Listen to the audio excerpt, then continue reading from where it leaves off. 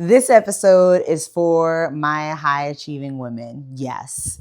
You know that's you when you find yourself needing to wear that superwoman cape where you have to feel like you know it all, not wanting people to believe that you don't know the information, that you don't have it all together, and therefore you find yourself doing the absolute most. Today, I'm going to free you. This episode is called She is Flying Capeless. Yes, we're removing the cape and unapologetically being okay with not having it all together, unapologetically being okay with asking for help, unapologetically being okay with not having to do it all. Let's go. It's Natasha.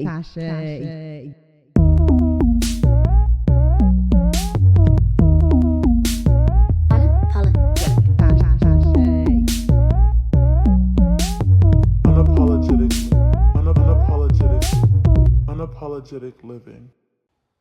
Welcome to Unapologetic Living with Natasha. This is another great episode where we will have a conversation about how to live unapologetically. But this episode is for our high achieving women because we're going to talk about the superwoman cape that we always wear and how to take it off.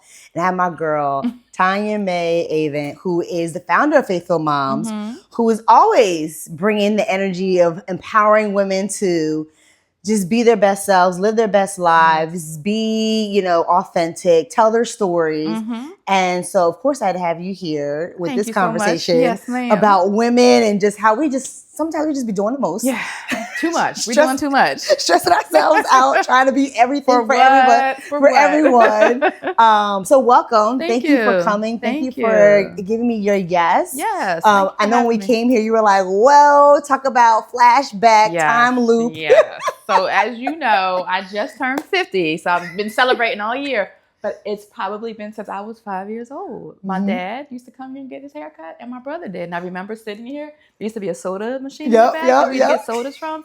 So coming in here and seeing pictures and being here, it's like being transported back to my childhood. So this is pretty cool. Yeah. This is pretty cool. Yeah. What in the intro of this season, I just talk about the history of just a barbershop in general in the Black community and how much it helps us bring a sense of home and we can be our unapologetic selves. And my grandfather's shop has been one of those places where it has brought so much community. Anybody that talks about this shop always has great memories. Yes. So I used to get my hair done. There was a hair salon, I think. It's still there. So they gave me the big curls and I hated it. Like, oh, Mom, they don't like this. But yes. So my dad and my brother was here. Me and my sisters would be down there getting our hair done. Yeah. Well, I'm glad you were able to have a nice, that memory. It was like memory hop. It's like when you're on Facebook or whatever, it's like a memory hop. Yes. This was a good flashback. Nice. So, this idea of superwoman, why do you think we as women feel like we have to have that superwoman cape on? Why do we put it on? I think now, especially more than ever, because our lives are on full display. I think with social media. Yeah. And so you want to just portray yourself, I think, doing the most. So you're posting everywhere you're going. You're posting everything you're doing. And everyone is congratulating you. They're liking it and they're commenting it and it's giving you accolades. And so I feel a lot of times women it can be an identity booster, and having the world perceive you in a certain way, where sometimes you may not perceive yourself that way, or you may need some encouragement, and that's where you get the encouragement from, is the approval and the applaud of other people because of what you're doing. Yeah. So I think that has a lot to do with it. I think the onset lately, maybe within the last 10, 15 years. Yeah. I think too, when you said that, I'm thinking maybe even further back, because remember I guess it was the 60s, 50s, where the stay-at-home mom was, the celebrated type of mom. Women weren't working as much. Yes. And so being the wife who was able to cook, to iron, to clean. Right. What kind of comb did you keep? How was it neat? How did your kids look? Was their hair done? What kind of grades did they get in school? All of those things, but they all reflected on who you were. Yeah. So those are still things. You're still being a super mom in those areas where those were all reflections of the kind of woman you were. Yeah. I think even that part, right, where it's like the reflection of who you are is based on how well you are performing for others. Externally. And Yes. Yeah. How do you master that? Or how does that impact you? Or does it? It does. And I hope to say I'm recovering from that. The funny thing about me, and I used to wear it as a badge of honor, was my schedule. When I say jam-packed, and it's still, I was sharing with you this weekend, jam-packed schedule. Whereas even if I'm trying to schedule, and I'm trying to be intentional about scheduling time with friends, I'm scheduling 3 months out right now just to have dinner with a friend. So, and I was like, is that how life is supposed to be? Why is your life so busy and so full? And what I've been seeing now is I have instilled that into my children, that I kept their schedules busy with the music and the dance and the sports and doing all of these things, because I think I was portraying that notion on them, which I'm hoping I'm trying to break in and trying to uninstill now. But even so, if they just wanted to rest, you were being lazy. And that's not the case. You can rest, you can rejuvenate. And a lot of times we get to the point that we're stressed out or burnt out because we're not allowing ourselves time to breathe. We're just going.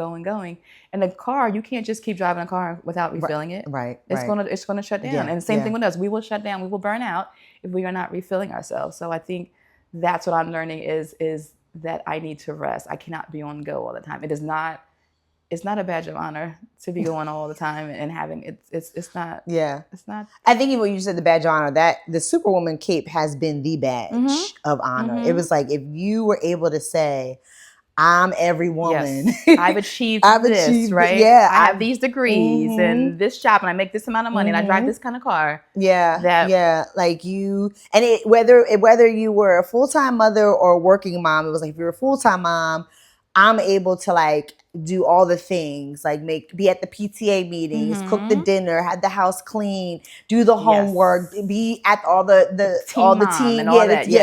Or if you were a working mom, it was like, I'm able to find the balance of being able to like master my professional life and master my personal life as well. You're climbing up that ladder too. You're doing that climb up the ladder. Or if you're in academia, how many degrees you have. So it just depends, whatever silo you're in. There are ways that you can kind of keep going up that ladder of success based upon what you're achieving, what you're doing. Yeah. It kind of goes with, in season 1 of Unapologetic Living, I did it was called the Unapologetic Circle. And it was with me and 3 other women. We were talking about the confidence mask. And so this conversation is reminding me of the confidence mask, because when you have it, when you appear from the outside, you know to how have it all together, you're able to have this mask of confidence, like, but inside you are miserable. You're anxious. You are doubting yourself. Fearful can be another thing as well. And you conjure up in your mind, I think, all of those things. What if I'm found out? And another thing we talked about is that the imposter syndrome. So I can put on this display, but who am I behind the curtain? Who, I know how to put that highlight reel, so I look a certain way to everyone else. But if you ever came behind closed doors and saw the real deal, what would you think then? Yeah. And that's when the imposter syndrome can become the loudest, because the imposter syndrome is a belief, right? And so if you are putting on that mask, you already know that you're not showing up as your full self. So the fear and the worry of someone finding out who you really are, and it's scary, because if, going back to what we said before, if your identity and your worth is based on this mask that you've been putting on, then it's like, well, are people really going to accept me? What if I'm found out? Right, what if I'm found out that not to not yeah, what if I found out they don't even like who I really am? Because they really find out that I'm a hot mess, right? Like, are they still going to accept me? Are they still going to want me here? Are they still going to believe that I belong in these spaces? And that's the important thing, I think, about finding who are you authentically, and going on a journey to uncover authentically being you, and whoever is with you, and whoever isn't. Because if they're with you because of all of these things that you're achieving, and that's not the real you, then are they really real? You know, because they don't even know who you are. Yeah. I think that goes into like the idea, like the mask, the cape becomes the identity instead of like who you are internally. So you think about even the cape and maybe even the mask, you think of the superheroes. And so that's your persona of who you want people to see you as you are. And so to be able to take that mask off, to take that cape off and just say, I'm this person who I do struggle with fears, or I do have anxiety, or I'm failing sometimes. That can be authentically you, and that can be okay. It's not we're not made to be perfect. That's another thing, perfectionism, that some of us with capes struggle with, of having to be perfect. And it's okay to be able to give yourself grace. It's okay to need forgiveness for yourself. And it's okay to not always hit the bar that you set for yourself. And that's okay. Yeah. And it's okay if you don't feel like it. Like the cape will make you feel like you have to feel like it. Like the cape will make you feel like, no, I have to do this thing. Like even if I don't have the time, I have to make the time. Or even if I don't have the energy, I have to make the energy. And it's like, no, if you don't feel like it. So that's what I'm trying to relearn. That's still, I think, what I'm trying to relearn as well. To, like you just said, just make time. It's okay not to, but that's like me. No, I have to, because I've conditioned myself to be that way. So it's a matter of, no, you can. So after we talk, I'm gonna go home and watch a movie tonight. And usually Sunday nights I'm working. No, I'm going home and watch a movie tonight. I'm going to make time for me and just do something that I want to do, and that's okay. Yeah, I think one of the struggles is that we try to be busy because we want to look busy, you know, but we're not actually good busy. It's like we're just busy work. It's just being busy work, so that you can check it off, right? So you can say, I can check it, I accomplished something. So it just ends up being busy work, which is why you then don't end up feeling fulfilled or feeling burnt out or feeling overwhelmed because you're not really doing the things that actually is filling your cup. You're actually doing things that's draining your cup just so you can get that gold star that nobody else is giving you but yourself, right? I think with that list you're going to always have something to do because you're not being productive. So you're going to keep having things to do just because you're doing them. And it's not achieving anything in the long run. No, other than burnout. Other than burnout. And also the critical self-talk that says, see, you got these things done, but you still didn't get all these other things done. And now it's time to beat you up. You know, you beat yourself up about what you haven't done, not taking consideration what you have. And that's another thing I think I struggle with as well is I'm a to-do list queen. You know, I literally have papers along my desk and I'm crossing things off. And so, you don't think about what you were able to accomplish. You just think about what you haven't done yet.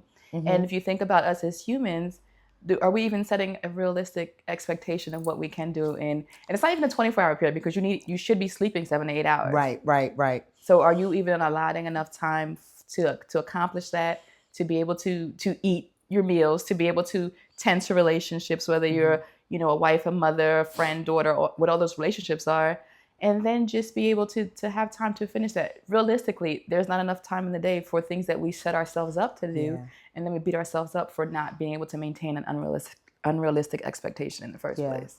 And I think the guilt exasperates that too, because it's like if I take this cape off, the people that I'm usually saving and protecting and providing for won't be okay. Yeah. And there goes anxiety again.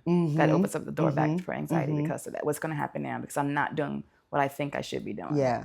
Well, I think this is a perfect place to park because we can continue when we come back from commercial break on like how to be okay with being capeless. Like flying capeless. Let's start flying capeless. Putting a robe on. We're going to put a robe on. Yes, I love that. Get rid of the cape and put on a robe, some slippers, put your bonnet on. Listen, get comfy because the Superwoman cape requires you to be in a tight outfit with the cape, your hair and nails done. And uncomfortable with uncomfortable shoes. Like take it all off. Braless and everything. And you're going too far. Well, as you see, this is going to be this is going to continue to be an amazing conversation. So make sure you come back to Unapologetic Living with Natasha.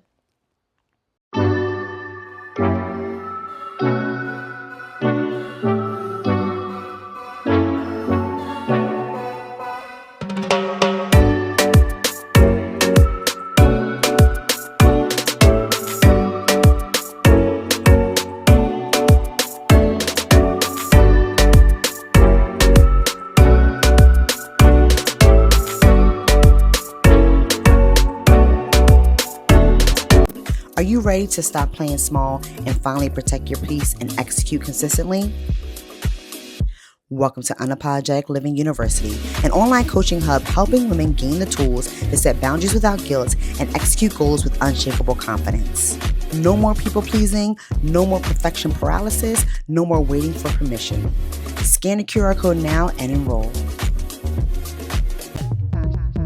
Welcome back to Unapologetic Living with Natasha. We are talking about women freeing themselves from the Superwoman cape, flying capeless.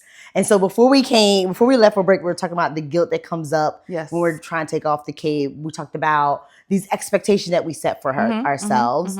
But when we think about it, who actually, like, where are these expectations even come from? Where are these deadlines or these haves or these musts even coming from? I think, as we talked earlier, your perception of what other people are doing, right? Because that comparison trap of if they're achieving that, I should be achieving that. So you're looking at what other people are doing, and you could be looking at what multiple other people are doing, and you're trying to combine multiple people doing things for you, one person trying to achieve that as well, because you're seeing multiple people do that. So I think the one thing we need to think about is what I'm setting for myself. These goals, these expectations, are they realistic? Where do they come from? Who set them, and who says they're right? Who says they're wrong? Who says what should or shouldn't be? And you really do. You dictate. So if you get one thing done a day, if you set that to be your success for the day, then that is what it is. Yeah. But it's for you to redefine specifically what success looks like for you and what you're capable of achieving. And I think with that, one of the things I'm really focused on now is as I'm living, am I experiencing joy in what I'm doing? And am I experiencing peace? Those two things are very important. So again, we talked about anxiety earlier. If you're having anxiety, if you're having fear, if you're struggling with those things, then you don't have peace. Peace can't exist with those. So if I'm doing something that's bringing me anxiety and it's bringing me fear, okay, what do I need to adjust there so that I can regain that peace or find the peace that I need in my life? And then on the joy side, am I doing things just to be doing them, but I'm not finding any fulfillment in them? Like, so why am I doing them? Just to be able to say I am so someone else can give me a pat on the back? If they're not intrinsically bringing me joy, why am I doing them? And I think that comes into those core values. I think we've talked about in previous conversations as well. Those core values are what bring you joy. And so you've got to figure out what are those joy and life-giving activities. And I came upon that from a book that I read called Soul Care by Deborah Filita. And she talks about your soul being components, your mental, your physical, your emotional. So are you nourishing yourself? So as I'm reading, am I drinking enough water? Am I getting exercise? Am I taking care of physical, this body that houses everything? Am I taking care of that? Am I getting the rest? We talked about the rest. Am I addressing any mental health challenges that I may be having or mental health wellness? Am I pursuing mental health awareness? Am I pursuing emotional health? Do I have healthy relationships? I think all of those things can help feed into what we're setting for ourselves, those goals, to be able to, whatever I choose to do, am I doing it at the highest level I can? Because all those things have to be healthy for me to be able to achieve those optimal tasks that I want to complete. Yeah. As you were talking, what's coming up for me was recognizing that we just have to check in with ourselves. Because we do a great job checking in with everybody else. Is this person okay? Are you okay? Is this person yes. okay? Can I get you anything? Can I help this person? Does this person need me for something? Or is this person depending on me for something, right? And nobody's doing it for you. Including you.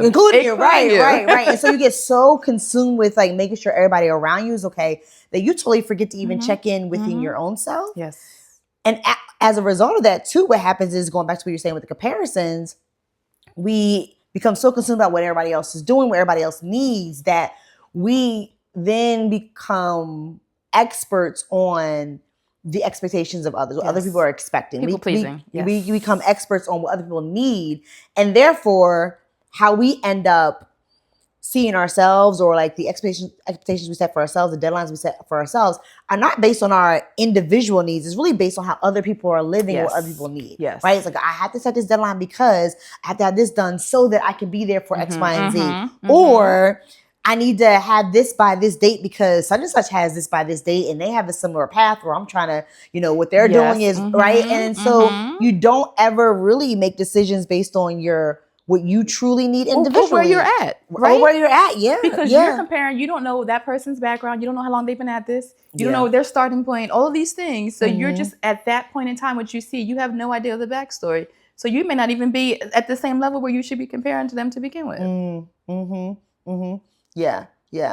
One of the things I often say to clients when they're like having these deadlines, I'm like, no, nobody set deadlines but you. Like, you have the power to say, I don't want to do it. But we end up getting so caught up in the shoulds or the comparisons of what the world is saying or what people are saying. It feels like this is a mandate that I have to follow.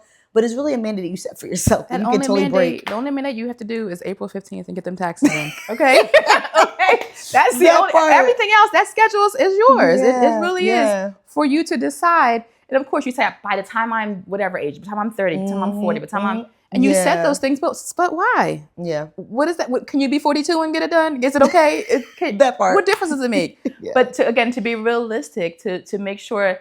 Because you want to enjoy the journey, right? Why would you do these things and not enjoy the journey of being who you are, of achieving who you are, and then thinking about what's the purpose of what I'm doing? Am I doing something just, again, because someone else is doing it to be able to check it off? Or what's the true benefit behind what I'm doing? Yeah, yeah. I think, too, it's definitely, I was mentioning this the other day when I was at a speaking engagement, the importance of detaching our identity from our performance. It's hard, right? It is hard because, like we said, in the first segment about how, it's this idea that when you're doing all these things, right, then you're checking off like, I'm a good wife, I'm a good mother, I'm a good daughter, I'm a good, employee or director, whatever it is, right? And I'm good at that because I checked off all these things. And if I'm not checking off all these things, that means I'm not good at it. That means I'm not good enough. And those are basically patches on the cape. Your mommy patch and your career patch and your house patch and your cooking patch. Those are just things that you're putting on that cape to reflect all those different areas of your life. Listen, I was a Girl Scout. Earning those patches is real. Listen. When you get those patches, listen. If you only had like three patches, you weren't doing anything, right? You're looked down upon. So that's part of that mentality. Yes, that you have to be able to show for what you're doing. And so you are more focused on what you're doing than who you're being. Yeah. And I think that's how we transition. That's how we free ourselves from that, is to focus on who am I and how am I presenting myself? How am I living? Not, like you said, it's not based upon what you do. It's not those checklists. It's not your performance. We should not be performance-based in how we appraise and judge ourselves. But it's who am I? Yeah. How are you living? How are you treating people? In terms of are you being kind and are you being thoughtful? All of those things, not what you are able to accomplish. Yeah. I think, anyone listening to this, like when you're thinking like, okay, well, how do I not wear the cape then? Right. And I think part of it, I think the first step really is giving yourself the permission to be okay with not serving everybody all the time.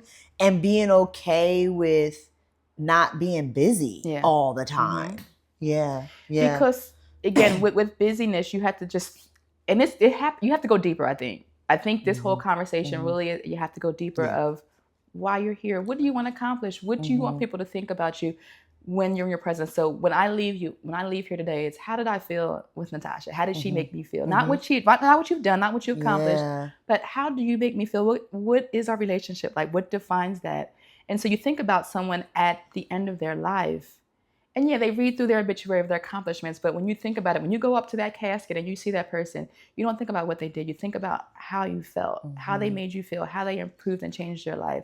So you think about that. You want to understand and think about how do the people that you show up for, how are you making an impact in their life?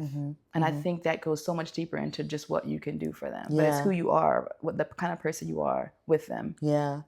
I think taking up another level is, how do you make yourself feel? See, there I go again. Because you're concerned about other people. Yeah. Again, it's very hard to focus on, am I happy with what I've done? When I go to bed at night, can I say, you did a good job today, and we're going to go back tomorrow, and we're going to do it again? And that's important. I don't think we don't do that enough. And we really talk to ourselves and evaluate how we feel at the end of the day, and what is it we want to try to improve tomorrow? Not what do we want to do tomorrow, right? But what do we want to improve? What can we do better? How can we live better than we did today? And that's just like an everyday, I think, just an improvement, self-improvement for our lives. Yeah, and I think the high achiever mindset will take that task and turn it the wrong way. Of what I need to improve. All right, let me get my list together. Yes. All right, I didn't do this, and this. I didn't say that, and that. So I try to especially when I'm working with a high achiever, I try to reframe the verbiage, and it's like not how do I need to improve in the sense of like what I need to do to like, do better, be better, because I got to get to the next level, Yeah. right? But it's like, how do I want to grow? Yeah. Right? Because most people can handle that. How do I want to improve? But a high achiever, they won't be. You'll immediately go into like performance mode, and immediately you'll start to think about, okay, what did I do wrong? What am I not good at? And how do I need to fix that? It's funny you say that. I was just telling you that I had a volleyball tournament this weekend, and one of the things that I work on is having that smile no matter what happens at the end of the game. And so today it didn't end the way we wanted, and I was a little upset, and I didn't show it too much, but I was. And then I was in the car like, you were supposed to do better than that. And I was kind of beating myself up because that was a goal that I set for myself. But I still think that's still a who am I being and not what am I doing. But I think I know how you can say you can get those mixed up, and then you can start judging yourself. Yeah. And then the critical talk happens, and then, and now you're back to like, I got to perform to then feel good about myself, right? I got to check that off. I got to meet the goal that I set out to do. Otherwise you fail. I was going to say, then it's a failure, so right? Not even, I did show improvement, but no, it's either black and white. It can't be levels of progress. Right. And the high achiever, that mindset is very much like there is no progressing. It's like gray. Either you failed or you succeeded. And you don't even succeed if you accomplished the goal 100%. Completely. Yeah. Completely. Yes. So that is a mind shift that needs to take place. I think with high achievers that again, this is work in progress, but for me as well, it's just a mindset change that you have to celebrate wins. Yeah. That's something you taught me that I just never did. It's like you said, if you didn't win 100%, if you didn't get gold, then you didn't win at all. Right. But you got to be able, I didn't come in last place. So it's a win. But you just got to celebrate those small wins. Yeah. And I think even like when we're talking about how do we make ourselves feel good, like in those moments when we don't reach the goal that we had set for ourselves, how are we treating ourselves? Right? Because if I don't even make myself feel good when I don't achieve the goal, then it's going to be really hard for me to then accept who I am, right? To be kind to myself, right? Because even what you were saying about like, if we do all the things, especially when it's external validation, when we our worth and our value is so tied into what other people think or how we make other people feel or how we're performing, then we only feel good when we're in those situations. So when we are by ourselves at night, in the bed, in the shower, in the bathroom, wherever we're at, in the car by ourselves. When you're being, right? When you're just being. Yeah, you're just by yourself. Then that's when there's this need to escape because I'm not the nicest to myself. I don't like being around by myself. I don't like, that's where that check-in is hard because it's like, I know when I'm by myself, the words are not the nicest. The thoughts are not the nicest, right? And then there's just constant one to escape from just being with me, which is how the busyness happens. I gotta stay busy because I can't be by myself with my thoughts. I gotta stay busy because if it's just me, then my mind is gonna start racing, and then I'm gonna get anxious, right? And it's like you don't know how to really be kind and enjoy yourself without all the busyness. Yes, because you've only known how to just be distracted by life instead of really just being with yourself and start learning how to love and be. It's interesting you say that. There's another book that I've read that I believe that's helping me in that area, and that's called Sacred Rest by Sandra Dalton Smith. She talks about the 7 types of rest. She talks about physical rest, obviously sleeping and resting, physical, mental rest, and that's what I think for you, what you talked about in someone who's a high achiever, our mind is always processing. We're always thinking. We don't turn our minds off, and I think with the onset of the phones and it's just all the data and information, there's always information available. I can go to my phone any time of day, night, and there's information. So even when we're sleeping, there's something going on in your mind. And one of the practices that I like in yoga where they say, if a thought comes in your mind, you have to let it go out your mind. But how hard is it not to grasp on it? That's something for my to-do list. I got to write it down. But just getting to the point that you just have that white space in your mind. So can you think about when's the last time you just had nothing going on in your mind? Rarely. But it's a practice that we can get to, whether it's playing the white noise or the brown noise or just something being able to rest and having all of those thoughts and let your mind rest. Because our brains typically in this day and age, they don't rest anymore. Yeah. I had to practice telling myself it's going to be fine. It'll be there when they're done, right? Because I would get into the thing, I'm going to forget. If I don't do it, I'm going to forget. Or if I don't do it now, it's not going to get done, right? I had to remind myself, like, it will be fine. Yeah. You know, like, just you are presently doing a task that you're focused, you need to focus on this. Whatever you're thinking about now, it will be there when you get done, right? And so having to, like, you know, not hold on to that thought and just say, it's okay. Yeah. It will be fine. It will be there when it's done, has been helpful in letting it go for sure. So I have not let it go completely. I'll keep a pen and paper at my desk and I'll write it down. That's one of the things that I think probably in my book, write it down and then go back to whatever it is you're doing. Yeah, that's good for me. Yeah. Like I don't want to forget it. It's important. I'll write it down, but that's how my to-do list keeps growing. Lord, so I don't know. You know, I got to figure out that, but it is just to be able to get out my mind, at least to clear my mind, to be able to focus on what I'm focused on. Yeah. Well, what would you say, as we wrap up, what is the one thing that you enjoy about unapologetically flying capeless? I'm starting to enjoy the rest because I haven't rested. It's a matter of going from the time you wake up to the time you go to bed, going. Yeah. And so it's a matter of if I need to schedule a rest, put it on my calendar to do nothing, to block that off, or to find things that I enjoy doing. I'm going to start taking up hiking and just maybe walking outside around the block, just because. Not a fast pace, not a workout, you know, not going to walk, but just walking just to be outside and enjoying the sun, or going by water. But I think it's just from that book, The Sacred Rest, just finding ways to rest. Yeah. Because I don't have to be going all the time. Yeah. So, and joking along as well, we talk about the 10 Commandments. And there's a commandment, one of the 10 Commandments says, remember the Sabbath day and keep it holy. And so that Sabbath is a day of rest that God created. The seventh day was he rested from from all of creation. And studying the Sabbath more was, he created that because he knew humans couldn't go. They're not supposed to go, I should say. Right. They're not supposed to go 7 days a week, going. He wants us to rest. So why would he put that in the 10 Commandments with all of those other important things? Why would the Sabbath commandment be there? Because that's how important rest is. So it's now taking off that cape I'm going to find some rest for my life. Yeah. I think, you know, the hardest part about people resting is this misconception that it's earned, or if you're resting, either you have to earn it because you got everything done, or resting is, like you mentioned earlier, being lazy, right? And it's recognizing, like, no, your body needs rest, right? Like, one analogy I have given before is, like, you know, working out, right? If you set it, however long you're working out for, 30 minutes, 45 minutes, 60 minutes, right? There is, no one would ever expect anyone to do, to work out at full capacity for the entire length of the workout. With no breaks. That's what I mean. The entire workout with no breaks. There is always rest. The intervals is like, you work out for 30 seconds, you rest for 15 seconds, right? Or you do 10 reps and then you rest for 20 seconds, right? There's always a rest built in, because if you did that, your body would literally shut down. You would either have some type of injury or your body will literally shut down. And so we're recognizing that in a workout that will be impossible for our body to be able to do that.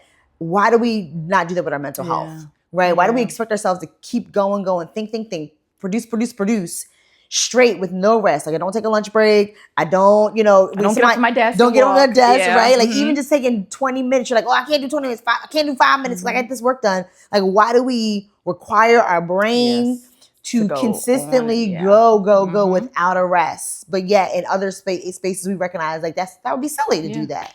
And I think that affects our bodies eventually at some point, especially as women. Again, we want to take care and do all these things. There's a book, and I haven't read it yet, but it's on my list, The Body Keeps Score. But it makes you think of that as well. Your body, if you're not taking care of your body, if you're not getting that sleep at night, if you're not eating nutritious, if you know all those things, eventually it's going to catch up to you, and your health is going to be impacted too. And then you're going to have to put that cape down. The cape won't just fall off. Actually, what's going to happen? The cape is going to be shredded because we're training for a hospital gown. Because you don't wore it out. Like, you wear the cape so much that it is worn out. It has holes in it. It's deteriorating. Like, you can't fly nowhere. The cape is falling off. Yeah. Well, this was an awesome It conversation. was. Thank you so much Thank for you for being having on me. here. Yes. I appreciate I it. hope that you enjoyed this conversation. Take some tips, rest. If you didn't hear anything else, if you didn't hear anything else, rest. Give yourself the permission to rest. Make sure you check out the other episodes. Matter of fact, wait, this is our first episode. I forgot to even mention this. Oh, okay. Yes, it's episode number 1. So you already know. Listen, if you are excited about this episode, just imagine what all the other episodes that are be coming up are going to be, because it's going to be like this type of vibe and this type of energy. So make sure you stay tuned for the next episode of Unapologetic Living with Natasha. And as always, be safe, be bold, and speak life. Take care. Unapologetic.